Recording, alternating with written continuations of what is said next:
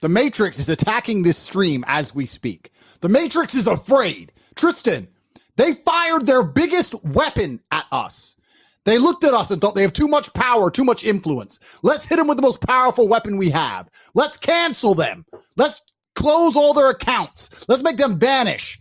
Let's destroy their influence. That's the biggest bullet they have. Imagine shooting a man with your last bullet and he stands there unfazed. Do I look canceled? From what I can see, we have 70,000 people watching us. I don't feel canceled. Do you feel canceled? Well, isn't that triple the number of our largest ever stream up until this point with Emergency Meeting Live? I'm about to pave the road for every other man out here with an opinion who's going to get canceled. I'll show you where to fucking go. Bro, let's get ready to rumble. Every single lesson in life has to be taught. It doesn't matter what it is. If she's never had anyone to teach her that respect, well, maybe you're the man who's going to make her respect. You're going to make her appreciate masculinity. I'll tell you something now, man.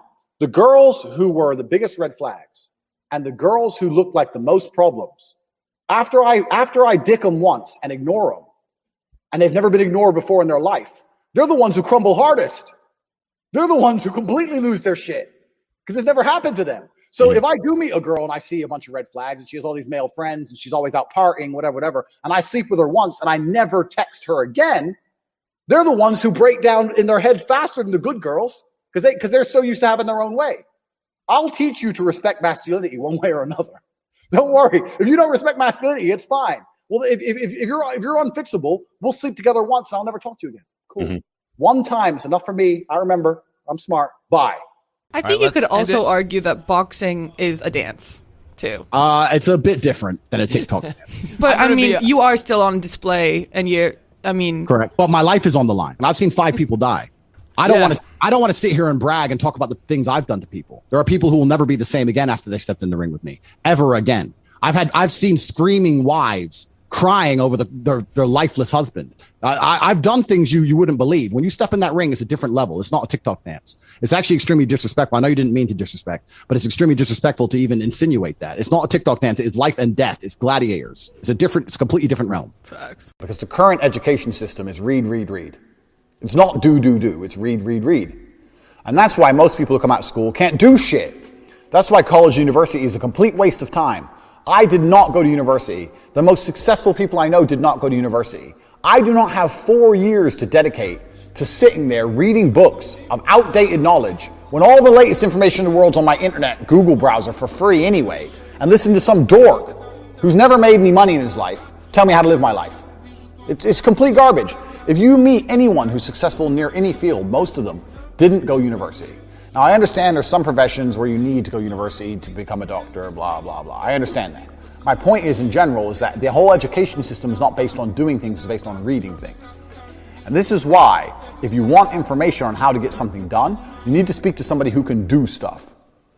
So, if I'm going to learn piano, I want to learn piano from somebody who plays piano, not somebody who's read how to play piano. If you're in a trench and you're under fire, the least productive person is the person who goes, they've got too much artillery, we're going to die. Shut the fuck up.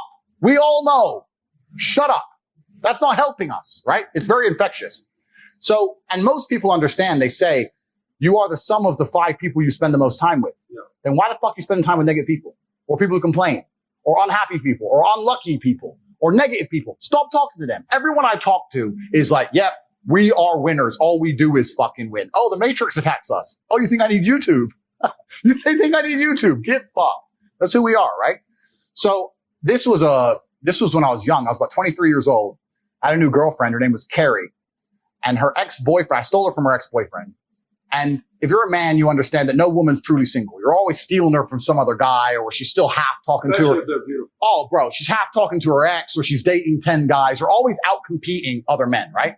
So stole her from some dude. Dude got heartbroken, had no emotional control, like all the things we talked about. I was at her house. My car was outside her house. I was with my boy, Tony, my ex-friend. Me and Tony are in her house. She's talking to her friend. I'm talking with Carrie. We're all having fun. It's Friday night. 4 cars pull up. Boom, boom, boom, boom. These 6 guys get out with hammers. Knock on the door. It's her ex-boyfriend. Carrie starts panicking. He's crazy. He's crazy. I was like, listen, relax. I go outside with Tony. There's 6 guys with hammers. It's me and Tony, right?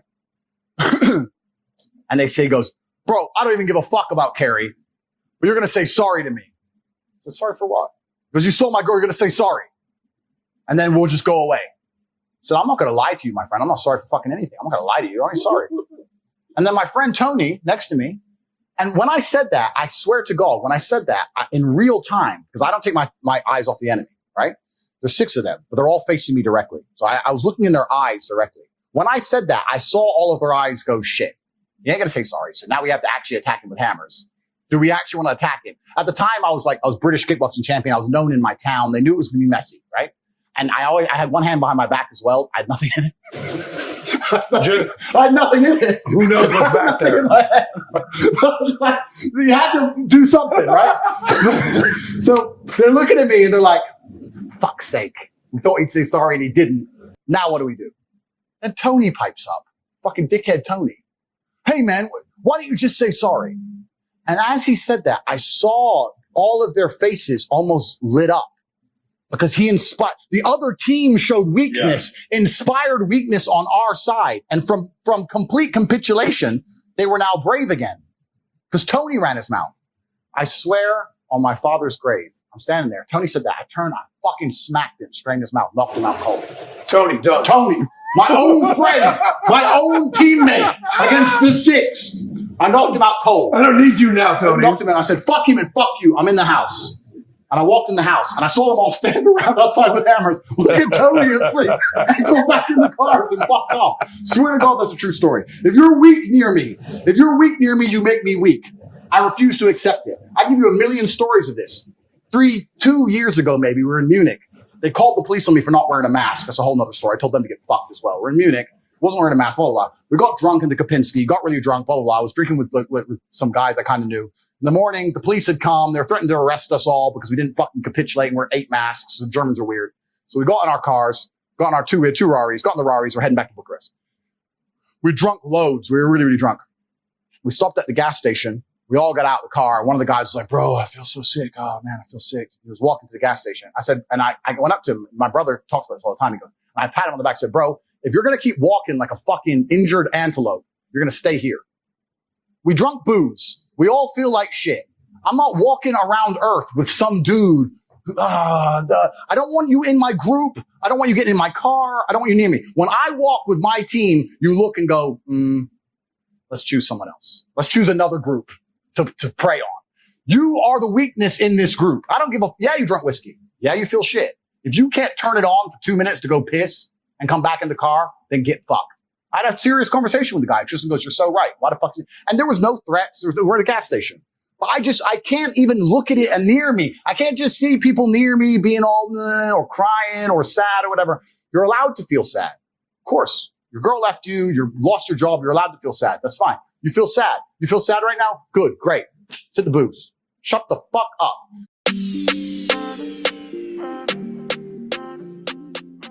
A big part of my drive, I've had drive always. I was a dreamer. I was the guy that was, but at the same time, the drive for success came after a lot of pain. Of course. Coming right afterwards. So that's why I'm asking you a question. So when that happened to you, did you fear risk of loving somebody? Where it's kind of like, I'll get this close, but boom, I got to move on. No, I got to move on. Did that happen or no? No, I wouldn't say that particularly happened. What did happen though, like I said earlier, is when you have experience with lots of different apples, you know what a good one and a bad one is. So when we say we all had that girl we messed up when we were young, if I found another girl with those qualities, I certainly wouldn't mess it up. You need experience to understand what you have to value it. If you don't have experience, you don't value what you have. So the original question is a really good one of whether men are chained and enslaved by their desires or whether they need to sleep with lots of women. I think in the modern world, you need experience and you need choices and you need options. But if you live by the sword, you die by the sword. If you're going to be the guy who's also out there in the club and sleeping with lots of girls, talking to lots of girls, there's going to be times you lose a girl that you don't want to lose. You can't be a coward about it. You live by the sword, you die by the sword. There's up and down. There's rain and sunshine. You have to be that man who's going to go through it all. And then when you've been through enough of it, like I have, like I said, if I find a beautiful girl now who's a 10 and deletes and doesn't want Instagram, that's worth more to me than 1,000 stupid girls. Respect. Yeah, that's who I want. Yeah, I got you. For my safety, for my security, for my peace of mind, for everything. You're clear on what you want today. Absolutely, because I know. When you played, you said there was a phase of my life that I kind of went through it. Okay. Was that after the heartbreak? I would say, yeah, it was after, but I think that was just, I don't know if that was deliberately driven by heartbreak. I think I was just younger and I had less serious motivations. And I wasn't as famous and I wasn't as rich and I was less interested in. So it's not just my current situation that makes me say this. I would say this to any man. If your woman wouldn't wait for you if you went to jail for 5 years, why are you with her? Why? If she wouldn't wait, I know she's hot, I know she's funny, I know she makes you laugh. But if you can't sit in that jail cell with 100% certainty that she's not out with her friends, them in her ear, talking shit, watching Sex and the City, whatever it is, and her ending up with some other guy, why are you even buying her dinner? For what, sex? Like, that loyalty to me is the only thing left that's valuable. When I'm interested and we're in jail, we're sitting there saying we have it so much better than most guys. Because most guys in jail, imagine you're a normal person, you go to jail. Who's feeding your family? Who's paying the rent? Who's feeding your kids? I said, Tristan, we're in jail and we're suffering, but everybody we love is good. I'm a man, I'm supposed to suffer. I'll sit here with the cockroaches. If that means all my kids eat, everyone I care about eats, my mother's fed, my mother has a house, roof over her head, everybody has everything they want. Only person suffering is me. I'll take that all day. Most men who go to jail can't say that. Another thing that gave me absolute peace of mind is the women who love me are waiting for me. Imagine you go to jail and you're completely heads over heels in love with a woman, but you know deep in your heart that she's out in the club and she's stealable. We talk about thoughts you can't get out of your head in jail. It's amazing how when you lose all access to electronics, how thoughts are amplified. Most of us sitting here, you've never been without a phone or without a laptop or without a computer for 93 days. You'd be amazed how loud you can think. You'd be amazed how vivid your mind is. I learned that. If you had the nagging thought in your head, I loved her, she cheated on me before, maybe she cheated again, she hasn't written me in 3 days, and then plus jail. That's why they're all crying. That's why all the men in there were sobbing. Their wives are either fucking someone else or the bills ain't paid. It's not just his situation, it's everything else. Yeah. So now if you're gonna say to me, what do I respect in a woman? I respect a woman who's gonna wait for me. I have no interest in a woman, oh, she's funny, she's cool, she's hot. Don't care. Don't care. Is she going to wait for me? And I also know, because of my experience, which ones would and which ones wouldn't. I'm not stupid. Because they'll all say they would. They'll all say they'll wait, because they're on the jet. But I know which ones are lying. Because enough women have lied to me. I've seen it. So you do need that experience, but once you have the experience, you start looking for completely other things. Connect is an application which allows you to take a minute to connect with influencers from all around the world. My name is Andrew Tate, and I'm available to speak directly to you on Connect. So if you like this clip and you want to watch another one, click right here. And if you want to watch the entire podcast, click right here.